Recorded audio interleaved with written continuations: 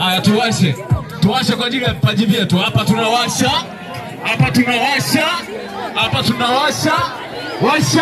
washa. Mambo vipi? Fresh. Ni kitu ambacho mmenifurahisha. Kitu cha kwanza, wakati kiongozi anauliza hapa kuna vipaji, nikasikia watu wanaitikia hii, maana yake shule nzima wote wana vipaji. Yaani mmenifurahisha sana.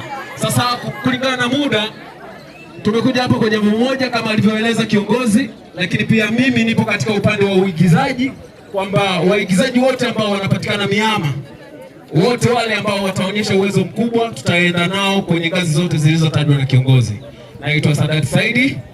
Tutaendelea kuonana katika siku ambayo itapangwa. Tutakuja hapa kwa ajili ya kuchukua wale ambao wana uwezo, lakini nimewakubali Mihama, nyie ni noma. Yaani mnaitikia, na mwalimu mwenye kipaji yuko hapa. Tunampata leo shuleni,